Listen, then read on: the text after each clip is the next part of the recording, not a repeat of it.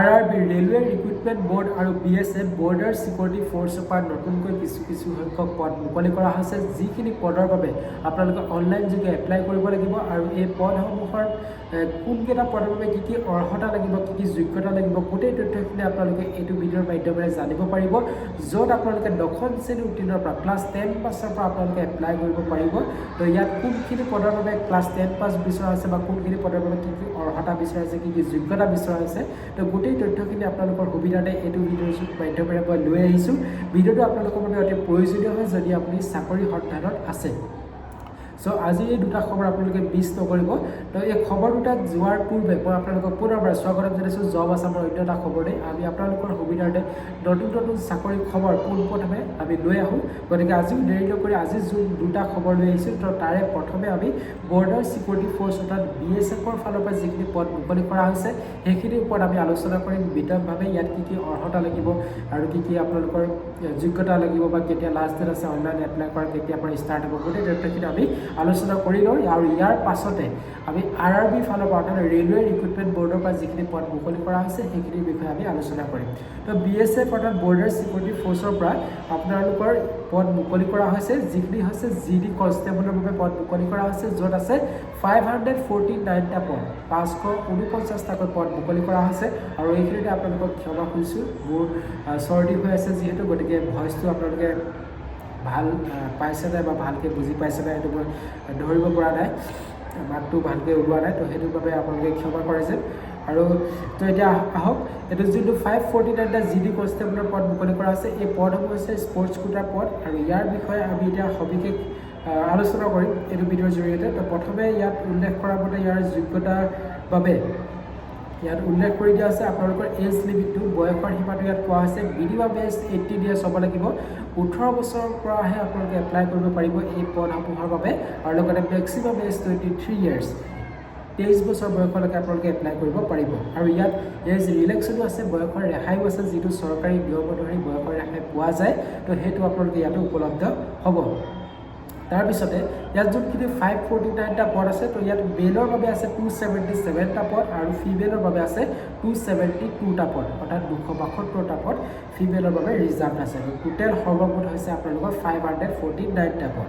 তো এতিয়া আহিলোঁ ইয়াৰ এলিজিবিলিটি ক্ৰাইটেৰিয়াৰ, যিখিনি আপোনালোকৰ এডুকেশ্যনেল কোৱালিফিকেশ্যন, শিক্ষাগত অৰ্হতা যিটো বিচৰা হৈছে। ইয়াত প্ৰথমে আপোনালোকক কৈছোঁ যে আপোনালোকে 10ম শ্ৰেণী উত্তীৰ্ণ কৰিলে আপোনালোকে এপ্লাই কৰিব পাৰিব, অৰ্থাৎ মেট্ৰিক পাছ কৰিলে আপুনি ইয়াৰ বাবে এপ্লিকেবল হ'ব। আৰু লগতে এইখিনি যিহেতু স্পৰ্টছ কোটাৰ পঢ়ে, গতিকে আপোনালোকৰ স্পৰ্টছ কোৱালিফিকেশ্যন ইয়াত থকাটো অতি বাঞ্ছনীয়। যিটো ইয়াত উল্লেখ কৰা মতে candidate must have a representative state নাইবা কাউণ্ট্ৰি, ইণ্টাৰনেশ্যনেল বা নেশ্যনেল লেভেলত আপোনালোকে গেম খেলা হ'ব লাগিব, আপোনালোকৰ স্পৰ্টছ কোৱালিফিকেশ্যন থাকিব লাগিব, আপোনালোকে ৰিপ্ৰেজেণ্ট কৰা হ'ব লাগিব ষ্টেটক নাইবা আপোনালোকে কাউণ্ট্ৰিক আপোনালোকে ৰিপ্ৰেজেণ্ট কৰা হ'ব লাগিব, তেতিয়াহে আপোনালোকে ইয়াত এপ্লিকেবল হ'ব। আৰু লগতে ইয়াত আপোনালোকৰ যোনটো চিলেকশ্যন প্ৰচেছটো, যদি আপুনি ইয়াত এপ্লাই কৰে আপোনালোকৰ যিখিনি বাছনি প্ৰক্ৰিয়া কেনেদৰে আপোনালোকক বাছনি কৰা হ'ব, তো সেইটো ইয়াত উল্লেখ কৰি দিয়া আছে। প্ৰথমে আপোনালোকৰ ডকুমেণ্ট ভেৰিফিকেশ্যন হ'ব, ডকুমেণ্ট ভেৰিফিকেশ্যনৰ পিছত আপোনালোকৰ ফিজিকেল ষ্টেণ্ডাৰ্ড টেষ্ট অৰ্থাৎ PST হ'ব, তাৰপিছত আপোনালোকৰ ফিজিকেল এফিচিয়েঞ্চি টেষ্ট অৰ্থাৎ PET হ'ব, আৰু ইয়াৰ পিছতে আপোনালোকৰ মেডিকেল এক্সামিনেশ্যন হ'ব। চ' এই 4টা মাধ্যমৰ জৰিয়তে আপোনালোকক বাছনি কৰা হ'ব। তো ইয়াৰ উপৰিও আপোনালোকক ইয়াত উল্লেখ কৰি দিয়া হৈছে এপ্লিকেশ্যন ফিজটো, আবেদন মাচুলটো। আপুনি যদি এপ্লাই কৰিব বিচাৰে তেনেহ'লে আপোনালোকৰ এপ্লিকেশ্যন ফিজ দিব লাগিব। জেনেৰেল, OBC আৰু EWS সকলে, যিসকলে 159 ৰুপিজকৈ এপ্লিকেশ্যন ফিজ দিব লাগিব, জেনেৰেলসকলে, OBC সকলে আৰু EWS সকলে। আৰু ইয়াৰ বাদে SC, ST আৰু PWD সকলে কোনো ধৰণৰ এপ্লিকেশ্যন ফিজ দিব নালাগে। হাউ টু এপ্লাই কৰাৰ ক্ষেত্ৰত কৈছে যে আপোনালোকে অনলাইন যোগে এপ্লাই কৰিব লাগিব। এপ্লাই কৰাৰ লিংক আপোনালোকৰ সুবিধাতে ডেছক্ৰিপশ্যনত দি ৰাখিম। তাৰ আগতে আপোনালোকে জানি লওক এপ্লাই ষ্টাৰ্ট হ'ব 27 ডিচেম্বৰ 2025 পৰা। তো 27 ডিচেম্বৰৰ পৰা আপোনালোকৰ আবেদন প্ৰক্ৰিয়া আৰম্ভ হ'ব, আৰু ইয়াৰ লাষ্ট ডেট আছে 15 জানুৱাৰী 2026, 15 জানুৱাৰীলৈকে আপোনালোকে এপ্লাই কৰিব পাৰিব। তো যিহেতু আজি 23 তাৰিখ, গতিকে এতিয়ালৈকে এপ্লাই ষ্টাৰ্ট হোৱা নাই। তো এপ্লাই যেতিয়া ষ্টাৰ্ট হ'ব বা 27 তাৰিখৰ পৰা যেতিয়া লিংক মুকলি কৰি দিয়া হ'ব অনলাইন এপ্লাই কৰাৰ লিংক, তো তেতিয়া আপোনালোকৰ সুবিধাতে এইটো ভিডিঅ'ৰ ডেছক্ৰিপশ্যনতে আপোনালোকে লিংক পাই যাব, তাত গৈ আপোনালোকে এপ্লাই কৰি ল'ব পাৰিব। আৰু ইয়াত আপোনালোকৰ যোনটো অফিচিয়েল নটিফিকেশ্যন বা যোনখন জাননী তেওঁলোকে প্ৰকাশ কৰিছে অফিচিয়েলি এইটো BSFৰ, তো ইয়াৰো লিংকটো মই আপোনালোকৰ সুবিধাতে ডেছক্ৰিপশ্যনত দি ৰাখিছোঁ, য'ত আপোনালোকে নিজে এবাৰ চাই ল'ব পাৰিব। যদি আপোনালোকৰ মনত কিবা যদি ডাউট আছে, আপোনালোকে ক্লিয়াৰিফিকেশ্যন যদি কৰি ল'ব বিচাৰিছে, তেনেহ'লে আপোনালোকে যোনটো অফিচিয়েল নটিফিকেশ্যন অফিচিয়েল জাননীৰ লিংক দিয়া আছে ডেছক্ৰিপশ্যনত, এইটো ভিডিঅ'ৰ ডেছক্ৰিপশ্যনত, তাত ক্লিক কৰি আপোনালোকে নিজে চাই কেনে আপোনালোকৰ ডাউট ক্লিয়াৰ কৰি ল'ব পাৰিব। তো এতিয়া আহিলোঁ আমি RRB, যোনটো ৰেলৱে ৰিক্ৰুটমেণ্ট বৰ্ডৰ পৰা পদ মুকলি কৰা হৈছিলে, তো সেই খবৰটোত আমি আপোনালোকক জনাব বিচাৰিছোঁ। RRB ফালৰ পৰা আইচলেটেড কেটেগৰী পদ মুকলি কৰা হৈছে, RRB আইচলেটেড কেটেগৰী ৰিক্ৰুটমেণ্ট 2026। তো ইয়াত আপোনালোকৰ বাবে আছে 311টা 311টাকৈ আইচলেটেড কেটেগৰী ভেকেঞ্চি ওলাইছে, যিখিনিৰ বাবে আপোনালোকে অনলাইনত এপ্লাই কৰিব লাগিব। আৰু কি পদ ওলাইছে আপোনালোকক কৈ দিছোঁ। Chief law assistant, public prosecutor, junior translator Hindi, আৰু scientific assistant, staff and welfare inspector, আৰু senior publicity inspector and lab assistant grade 3। So' ইয়াত আপোনালোকে একেবাৰে ন্যূনতম অৰ্হতা হায়াৰ ছেকেণ্ডেৰী পাছৰ পৰা এপ্লাই কৰিব পাৰিব। হায়াৰ ছেকেণ্ডেৰী পাছৰ বাবে কোনটো পদ মুকলি কৰা হৈছে আৰু বাকীখিনি পদৰ বাবে কি কোৱালিফিকেশ্যন লাগিব, কি যোগ্যতা লাগিব, সেইখিনিৰ বাবে আপোনালোকে গোটেই তথ্যখিনি এইটো ভিডিঅ'ৰ মাধ্যমে জানিব পাৰিব। গতিকে আমি এটা এটাকৈ প্ৰথমে চাই যাওঁ। যোনটো অৰ্গেনাইজেশ্যনটো হৈছে ৰেলৱে ৰিক্ৰুটমেণ্ট বৰ্ড RRB, আৰু মিনিষ্ট্ৰী হৈছে ministry of railways government of India. তো এইটো চেণ্ট্ৰেল গভৰ্ণমেণ্টৰ জব হয়, য'ত মুকলি কৰা হৈছে 311টাকৈ পষ্ট।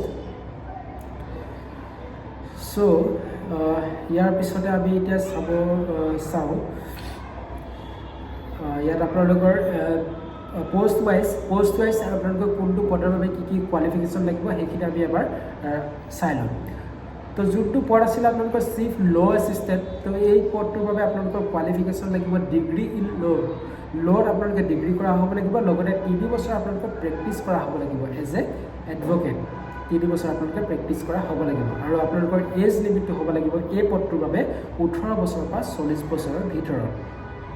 তাৰপিছত আনটো পদ চাওঁ, যোনটো পাব্লিক প্ৰচিকিউটৰ পদটোৰ বাবে আপোনালোকৰ কোৱালিফিকেশ্যন লাগিব ল গ্ৰেজুৱেট, লগতে আপোনালোকে 5 বছৰ প্ৰেক্টিছ কৰা হ'ব লাগিব এট বাৰত আপোনালোকে 5 বছৰ প্ৰেক্টিছ কৰা হ'ব লাগিব, আৰু লগতে আপোনালোকৰ এজ লিমিটটো 18 to 38 ইয়াৰ্ছ, 18 বছৰ বা 38 বছৰ বয়সলৈকে আপোনালোকে এপ্লিকেবল হ'ব।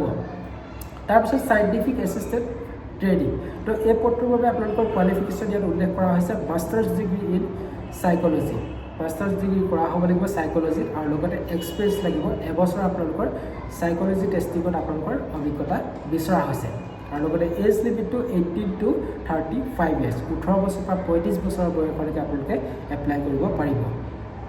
তাৰপিছত জুনিয়ৰ ট্ৰেন্সলেটৰ হিন্দী, যোনটোৰ বাবে আপোনালোকৰ এডুকেশ্যনেল কোৱালিফিকেশ্যন লাগিব master degree in Hindi English plus translation diploma experience. তো আপোনালোকে মাষ্টাৰ ডিগ্ৰী কৰা হ'ব লাগিব হিন্দীত নাইবা ইংলিছত, আৰু লগতে আপোনালোকৰ ট্ৰান্সলেশ্যনৰ ডিপ্ল'মা থাকিব লাগিব, আৰু লগতে অভিজ্ঞতাও লাগিব।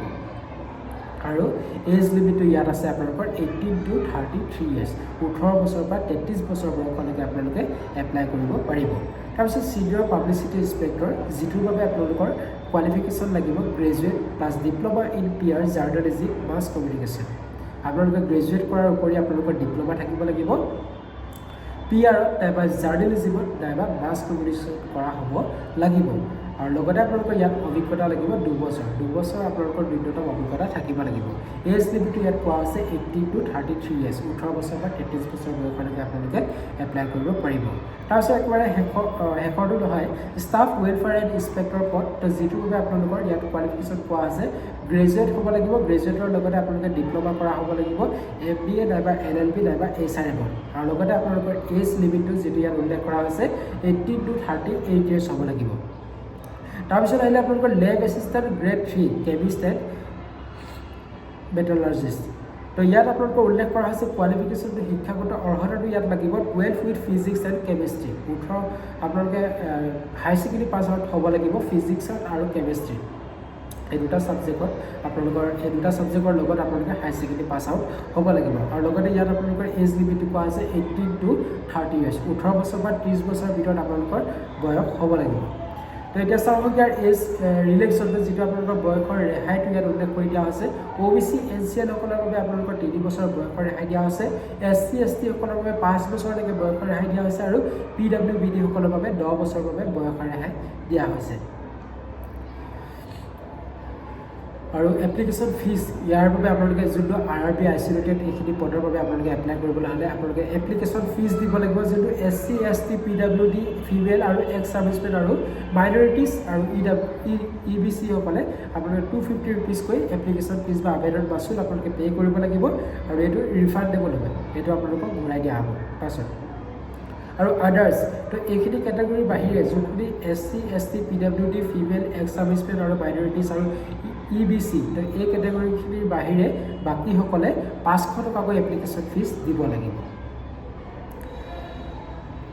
সো একেবাৰে শেষত আপোনালোকক জনাই দিওঁ অনলাইন আবেদন প্ৰক্ৰিয়াটো ষ্টাৰ্ট হ'ব 30 ডিচেম্বৰ 2025 পৰা 30 ডিচেম্বৰ 2025 পৰা এই পদসমূহৰ বাবে অনলাইন এপ্লাই ষ্টাৰ্ট হ'ব আৰু ইয়াৰ লাষ্ট ডেট আছে 29 জানুৱাৰী 2026 29 জানুৱাৰীলৈকে সময় আছে 29 জানুৱাৰীলৈকে আপোনালোকে এপ্লাই কৰিব পাৰিব 30 ডিচেম্বৰৰ পৰা 29 জানুৱাৰী নোট কৰি ল'ব আপোনালোকে আৰু ইয়াৰ অনলাইন এপ্লাই কৰাৰ লিংক আপোনালোকে ডেছক্ৰিপশ্যনত পাই যাব কিন্তু এতিয়ালৈকে যিহেতু লিংক মুকলি কৰা হোৱা নাই 30 ডিচেম্বৰৰ পৰা আপোনালোকে অনলাইন এপ্লাই কৰাৰ লিংক ডেছক্ৰিপশ্যনত পাই যাব আৰু যোনটো আপোনালোকৰ অফিচিয়েল জাননী প্ৰকাশ কৰা হৈছে এইখিনি যদি আপোনালোকে চাব বিচাৰে নিজে যদি আপোনালোকে এবাৰ চাব বিচাৰে অফিচিয়েল জাননীখন বা নটিফিকেশ্যনখন তো তাৰ লিংক মই ডেছক্ৰিপশ্যনত দি ৰাখিছোঁ লিংকত ক্লিক কৰি আপোনালোকে ডাউনলোড কৰি কিনে আপোনালোকে নিজে এবাৰ তাৰ অফিচিয়েল নটিফিকেশ্যনটো চাই ল'ব পাৰিব সো এইটো আছিল আজিৰ খবৰ আৰু এনেকুৱা ধৰণৰ নতুন নতুন চাকৰি খবৰ আমি আপোনালোকৰ বাবে পোনপ্ৰথমে লৈ আহোঁ গতিকে আমাৰ সৈতে জড়িত হৈ থাকক আৰু আনকো শ্বেয়াৰ কৰি কিনে তেওঁলোককো উপকৃত কৰক